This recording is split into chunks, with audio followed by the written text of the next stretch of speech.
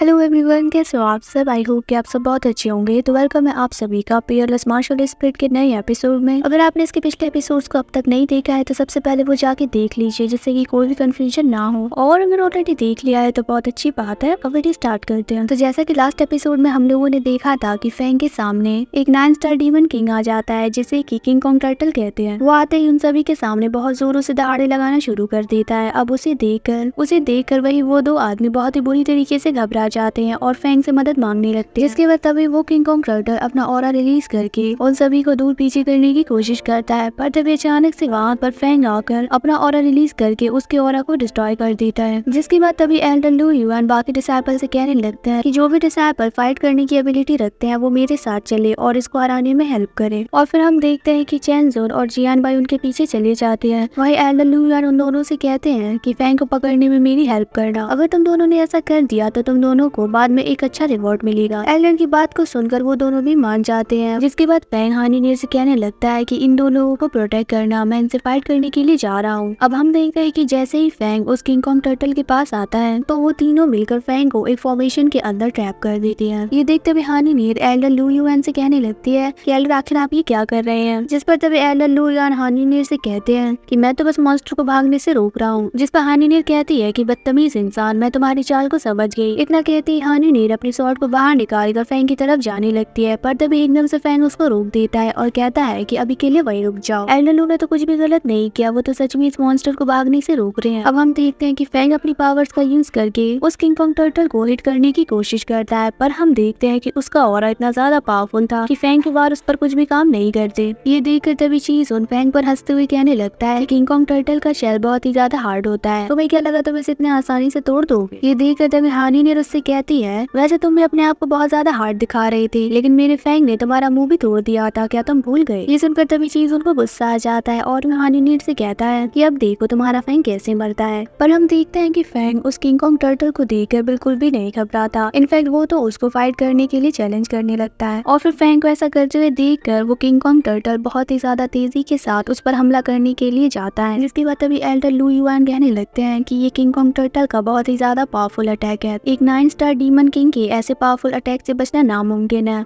वही अब हम देखते हैं कि जैसे ही वो किंग कॉन्ग टर्टल फैंग को हिट करने वाला था कि तभी फैंग अचानक से टर्न होकर उस किंग कॉन्ग टर्टल के नीचे से जाकर उस पर स्वॉर्ड अटैक कर देता है। अब ये देखकर वही उन दोनों में से एक लोग कहने लगता है कि ब्रदर फैंग ने इस जायंट टर्टल को हवा में ही खत्म कर दी। मैंने कभी नहीं सोचा था कि कोई जायंट टर्टल को ऐसे हवा में ट्रिक कर पाएगा। सच में ब्रदर फैंग तो कमाल के हैं। फिर हम देखते हैं कि उस 9 स्टार डीमन किंग को मारकर फैंग को एक डीमन पिल मिल गई थी, लेकिन एल्डर लू युआन तो ये देखकर बहुत ही ज्यादा गुस्सा हो रहा था। जिसके बाद तभी फैंग उनके पास आता है और कहता है कि मेरी इतनी केयर करने के लिए आपका शुक्रिया एल्डर लू। इतना कहते ही फैंग चुटकी बजाते हुए उनके फॉर्मेशन को डिस्ट्रॉय कर देता है। जिस पर तभी एल्डर लू युआन फैंग से कहने लगते हैं कि तुम्हें इतनी जल्दी मेरा शुक्रिया अदा करने की जरूरत नहीं है, अभी तो तुम्हारे लिए एक और बड़ा गिफ्ट है। लेकिन अब इससे पहले कि एल्डर लू युआन कुछ भी कर पाता, वहाँ पर तभी अचानक से एक बहुत ही भयंकर बिजली गिरती है और वहाँ पर वही डीमन किंग और एक ट्रांसफॉर्म मॉन्स्टर अपीयर हो जाता है। वो ट्रांसफॉर्म मॉन्स्टर दिखने में बहुत ही ज्यादा खतरनाक लगता है। अब उसे वहाँ पर देखकर वही वो दोनों लोग बहुत बुरी तरीके से घबरा जाते हैं और उनमें से एक कहने लगता है कि आखिर अब ये यहाँ पर क्या कर रहा है। जिस पर तभी दूसरा वाला कहने लगता है ये साल इतना ज्यादा डिफिकल्ट क्यों हो रहा है। तो वो ट्रांसफॉर्म मॉन्स्टर उनके करीब आ जाता है। वही अब फैंग एल्डर लू से कहने लगता है कि जाइए और रेस्ट कीजिए, क्योंकि सबसे बेस्ट वाला डीमन आ चुका है। फैंग की इस बात को सुनकर चीज़ोन एल्डर लू युआन से कहने लगता है कि मास्टर ये आपकी बेइज्जती पे बेइज्जती किए जा रहा है और आप चुपचाप खड़े हुए हैं। पर तभी एकदम से एल्डर लू युआन उस पर ही चिल्लाकर उसको चुप करा देते हैं। जिसके बाद हम देखते हैं कि वो ट्रांसफॉर्म मॉन्स्टर फैंग की उस डीमन पिल को लेने लगता है, पर तभी एकदम से फैंग अपनी स्वॉर्ड को बाहर निकालकर उसके करीब जाता है और उस डीमन पिल को ले लेता है। फिर फैंग बहुत ही ज्यादा स्वैग में उस ट्रांसफॉर्म मॉन्स्टर से कहने लगता है कि ये पिल तुम्हारी नहीं है, वैसे तुम्हारी पाली गई इस फिश ने मुझे बहुत ही ज्यादा हर्ट किया था, तो आज मैं इसका सूप बनाकर खाने वाला हूँ। ये सुनकर तभी वो ट्रांसफॉर्म मॉन्स्टर हंसने लगता है और फिर एकदम से वो फैंग पर अपनी टाइडेंट से हमला कर देता है और तभी उसके उस अटैक को फैंग अपनी स्वॉर्ड के जरिए ब्लॉक करने की कोशिश करता है। और फिर हम देखते हैं कि इन दोनों के बीच बहुत ही ज्यादा खतरनाक फाइट शुरू हो जाती है। उन दोनों में अच्छी फाइट हो रही थी, पर तभी एकदम से वो ट्रांसफॉर्म मॉन्स्टर अपनी ब्लू स्पिरिचुअल बॉल को बाहर निकालकर फैंग के उस स्वॉर्ड को ले लेता है जिससे कि वो फाइट कर रहा था। ये देखकर तभी फैंग अपनी स्वॉर्ड को वापस लेने की कोशिश करता है, पर हम देखते हैं कि वो स्वॉर्ड उस ट्रांसफॉर्म मॉन्स्टर की स्पिरिचुअल बॉल में अटक गई थी। ये कहकर वो ट्रांसफॉर्म मॉन्स्टर बहुत ही ज्यादा खुश था और वो बहुत ही जोरों से हंसने लगता है, साथ ही वो फैंग को चिढ़ाता है। जिसके बाद तभी कीशन फैंग को बताने लगती है कि ये स्पिरिचुअल बबल डीप सी की रिच पावर से बना है, इसीलिए इस पर कोई भी अटैक का इफेक्ट नहीं होगा। फिर हम देखते हैं कि तभी वो ट्रांसफॉर्म मॉन्स्टर अचानक से फैंग पर अपनी स्पिरिचुअल बबल से ही हमला कर देता है। अब उन पर अटैक का असर न होने की वजह से फैंग को न चाहते हुए भी उनसे दूर भागना पड़ता है, पर वो बबल्स फैंग का पीछा नहीं छोड़ते। जिसके बाद तभी फैंग कहने लगता है कि ये तो एंडलेसली आते जा रही है, मैं इनका सामना कैसे करूं। जिस पर कीशन कहने लगती है कि ये बबल्स उस बिग फिश की वजह से आ रहे हैं जो कि डीप सी में मौजूद है। यही फिश उस ट्रांसफॉर्म मॉन्स्टर को बबल क्रिएट करने का सोर्स प्रोवाइड करा रही है। अब फैंग समझ गया तो उसे क्या करना है और फिर हम देखते हैं कि वो अपनी स्पिरिचुअल बेस रोज यूइन को बुला लेता है। यूइन वहाँ पर आकर बहुत जोरों की दहाड़े लगाना शुरू कर देता है। फिर वो तुरंत उस डीमन किंग यानी कि उस बिग फिश की तरफ बढ़ जाता है। अब उसे वहाँ पर देखकर वो ट्रांसफॉर्म मॉन्स्टर समझ जाता है कि फैंग ने उसको यहाँ पर क्यों बुलाया है। अब जैसे ही वो अपने डीमन किंग की हेल्प करने के लिए जा ही रहा था, फैंग अपनी पावर्स का यूज करके उसे वहाँ पर रोक देता है और हम देखते हैं कि तभी फैंग अपने बुद्धा लॉन्ग टोंगटियन ड्रैगन को वहाँ पर समन कर लेता है। वो ट्रांसफॉर्म मॉन्स्टर कुछ भी समझ नहीं पाता कि तभी अचानक से उसके नीचे से फैंग का बुद्धा लॉर्ड टोंगटियन ड्रैगन आकर उसको मुंह में भर लेता है। फिर फैंग कहता है कि ये एक डिसोल्यूशन निर्वाणा स्वॉर्ड की पावर है। उसकी बातों को सुनकर एल्डर लू युआन को बहुत ही ज्यादा गुस्सा आ रहा था और वो अपनी स्वॉर्ड को रेडी करते हुए कहने लगते हैं कि चैन फेंग यही तुम्हारा गिफ्ट है जो कि मैंने तुम्हारे लिए प्रिपेयर किया। वहीं दूसरी तरफ हम देखते हैं कि फैंग के ड्रैगन और स्पिरिचुअल बीस्ट ने उस ट्रांसफॉर्म मॉन्स्टर और उसके फिश को वहीं पर खत्म कर दिया था। फैंग बस ये सब देख ही रहा था कि तभी अचानक से एल्डर लू युआन उस पर स्वॉर्ड से अटैक करते हुए आते हैं। अब ये देखकर हानिनीर और वो दोनों लोग फैंग को केयरफुल रहने को कहते हैं, पर इससे पहले कि फैंग कुछ भी कर पाता, एल्डर लू युआन का अटैक उसको हिट कर जाता है और वो सीधा जमीन पर आ गिरता है। फैंग अब जमीन पर पड़ा हुआ होता है। वहीं ये देखकर एल्डर लू युआन हंसते हुए कहने लगते हैं जो कोई भी मेरे खिलाफ जाता है उसका यही अंजाम होता है। हानिनीर से फैंग की ये हालत देख ही नहीं जाती और वो तुरंत फैंग की तरफ बढ़ती है, पर तभी एकदम से एल्डर लू युआन एक चुटकी बजाते हैं। हानिनीर का वही फॉर्मेशन एक्टिवेट हो जाता है जो कि एल्डर लू युआन ने सेटअप किया था, जिस वजह से वो वहीं पर स्टक हो जाती है। अब ये सब देखकर उन दोनों लोगों से भी रहा नहीं जाता और वो तुरंत अपनी स्वॉर्ड को बाहर निकाल कर एल्डर लू युआन और चीजुन पर पॉइंट करते हुए कहने लगते हैं कि तुम लोगों ने ब्रदर फैंग के साथ बहुत बुरा किया। उनकी बातों को सुनकर चीजुन अपनी पावर्स को एक्टिवेट करते हुए कहने लगता है कि आखिर तुम लोगों की हमारे सामने चिल्लाने की हिम्मत कैसे हुई। चीजुन 8 स्टार का मार्शल किंग था, इसीलिए उन दोनों की उससे फाइट करने की हिम्मत नहीं होती। जिसके बाद तभी एल्डर लू युआन हानिनीर की मार्शल स्पिरिट को जबरदस्ती बाहर निकालता है और कहता है कि अब फैंग मर चुका है तो तुम्हें हमारी बात माननी ही होगी। लेकिन तभी अचानक से वहाँ पर फैंग की आवाज आती है जहाँ पर कि वो कहता है कि क्या मैंने तुम्हें ऐसा करने की परमिशन दी है। और फिर हम देखते हैं कि फैंग ने हानिनीर की सील को भी ब्रेक कर दिया था, जिससे कि अब हानिनीर आजाद हो जाती है। वहीं ये सब देखकर लू युआन तो बिल्कुल शॉक रह गया था और वो कहने लगता है कि आखिर तुम कैसे आ सकते हो। अब जैसे ही वो फैंग की डेड बॉडी की तरफ देखता है तो हम देखते हैं कि फैंग की वो बॉडी वहाँ से डिसअपियर हो जाती है और जिसका मतलब ये है कि फैंग ने अपनी क्लोन बॉडी का यूज किया था। फिर अगले ही पल फैंग एल्डर लू युआन पर अपनी स्वॉर्ड को रख देता है और वो उनसे कहता है कि लगता है कि तुम हानिनीर की मार्शल स्पिरिट के पीछे हो। एल्डर लू युआन भी कम नहीं था, वो भी अपनी स्वॉर्ड को बाहर निकाल कर तुरंत उससे दूर हट जाता है। लेकिन तभी फैंग भी वहाँ से गायब हो गया था। ये देखकर तभी एल्डर लू युआन अपनी स्वॉर्ड को हवा में ऐसे ही चलाते हुए कहने लगते हैं कि अभी कभी मेरे सामने आओ, मुझसे छिपना बंद करो। थोड़ी देर तक उसे घुमाने के बाद अचानक से फैंग उनके पीछे आ जाता है और वो कहने लगता है कि आखिर आप किसे ढूंढ रहे हैं एल्डर। और फैंग को सामने पाकर तभी एल्डर लू युआन अपनी स्वॉर्ड से उस पर अटैक कर देते हैं, पर हम देखते हैं कि ये भी फैंग की क्लोन बॉडी ही थी। बट तभी फैंग एक एक करके अपनी 4 क्लोन बॉडीज को वहाँ पर क्रिएट कर देता है और फिर वो एल्डर लू युआन से कहने लगता है कि आप मुझे अपना डिसाइपल बनाना चाहते थे ना, लेकिन क्या आप सिर्फ इतना ही कर सकते हैं, मतलब कि आपके पास तो कोई ऑफेंसिव एबिलिटी है ही नहीं। ये सुनकर तभी एल्डर लू युआन की ईगो हर्ट हो जाती है और वो फैंग की क्लोन बॉडीज पर अपनी स्वॉर्ड की मदद से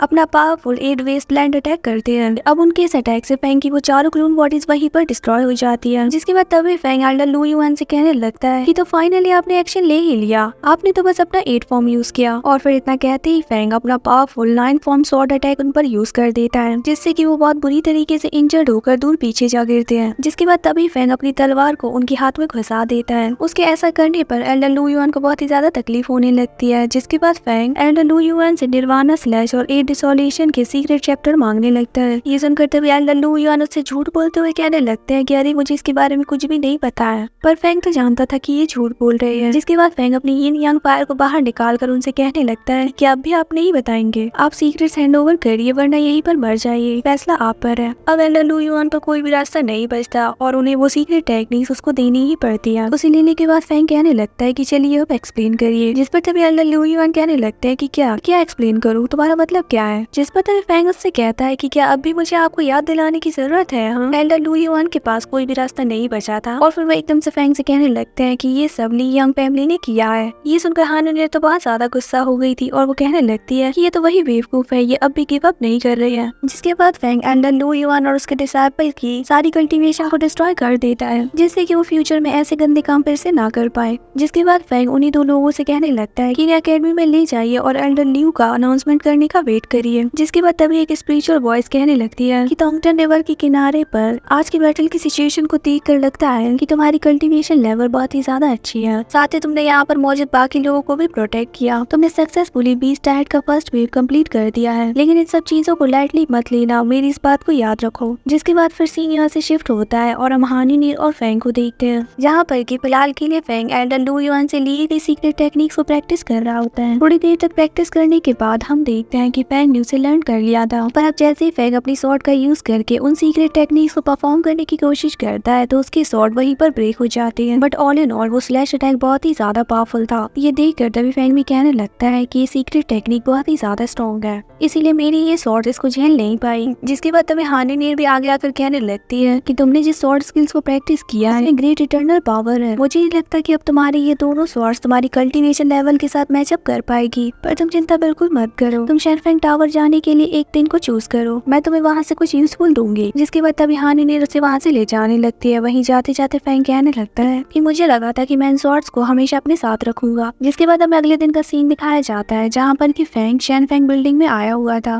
जिसके बाद वहाँ पर मौजूद एक लड़की फैंग के सामने आकर कहती है कि आज आप हमारे शेनफेंग बिल्डिंग में आने के लिए इंटरेस्टेड क्यों हो गए। जिस पर फैंग कहता है कि मेरे साथ ज्यादा पोलाइट होने की जरूरत नहीं है, मैं आपके इस टावर के सबसे बेस्ट वेपन को चाहता हूँ। जिस पर वो लड़की हंसते हुए कहती है कि आप बिल्कुल सही जगह पर आए हैं, हम बहुत सालों से वेपन इंडस्ट्री में हैं, इससे ज्यादा मैं कुछ भी नहीं कहना चाहूंगी। जिसके बाद वो लड़की फैंग को 4 स्वॉर्ड्स दिखाती है। अब इससे पहले कि वो उन स्वॉर्ड्स के बारे में फैंग को डिटेल में कुछ भी बताती, फैंग अपने उन ब्रोकन स्वॉर्ड्स को बाहर निकाल कर उसको देते हुए कहता है कि क्या आपके पास इससे बेहतर कोई वेपन होगा। अब उसकी स्वॉर्ड्स को देखकर वो लड़की कहने लगती है कि क्या कहा, इससे बेहतर। जिस पर तभी फैंग कहता है कि हाँ इससे बेहतर, अगर नहीं है तो मैं किसी और जगह पर जाकर देख लूंगा। ये सुनकर तभी वो लड़की एकदम से कहने लगती है कि रुकिए रुकिए, इतनी भी जल्दी क्या है, मैं अभी पूछ कर आई। फिर वो लड़की यहाँ से सीधा शेनफेंग टावर के हेड के पास आती है, पर उस हेड के अपीयरेंस को देखकर लगता है कि ये कोई सस्पिशियस सा मैन है। अब उस लड़की को आते हुए देखकर वहाँ पर मौजूद एक लड़का उस हेड से कहने लगता है कि आखिर आपको पता कैसे चला कि शेनफेंग आज यहाँ पर आएगा। ये सुनकर तभी वो हेड गुस्से में उसकी तरफ देखता है और कहता है कि तुम वो सब मत पूछो जो कि तुम्हें पूछना नहीं चाहिए, समझे। जिसके बाद वो सस्पिशियस सा आदमी उस लड़की को एक बड़ा सा बॉक्स देता है और कहता है कि ये उसको जाकर दे दो। अब जैसे ही वो लड़की उस बॉक्स को लेकर वहाँ से जा ही रही होती है कि तभी एकदम से वो सस्पिशियस सा मैन उससे कहता है कि एक सेकंड रुकना। उसकी इस बात को सुनकर वो लड़की वहीं पर रुक जाती है, पर वो अचानक से अपने सामने किसी सस्पिशियस मैन को अपनी तरफ आते हुए देखती है और उसे देखकर वो बहुत जोरों से चिल्लाने लगती है। फिर सीन यहाँ से शिफ्ट होता है और हम देखते हैं कि वो लड़की उस बड़े से बॉक्स को लेकर फैंग के पास आ चुकी होती है। पर अब जैसे ही फैंग उस बॉक्स को टच करता है तो अचानक से उसके अंदर से बहुत ही ज्यादा खतरनाक डिमोनिक ऑरा रिलीज होने लगता है। इतनी टेरिफाइंग एनर्जी को देखकर फैंग भी बिल्कुल हैरान रह गया था। और फिर इसी सीन के साथ हमारे आज के एपिसोड यहीं पर एंड हो जाते हैं। होप करती हूँ कि आपको आज का वीडियो भी अच्छा लगा होगा, साथ ही मेरी एक्सप्लेनेशन भी। अगर हाँ तो वीडियो को लाइक और अगर चैनल पर नए हैं तो सब्सक्राइब जरूर से करते जाना। बहुत ही जल्द मिलेंगे एक और नई वीडियो में। Bye bye.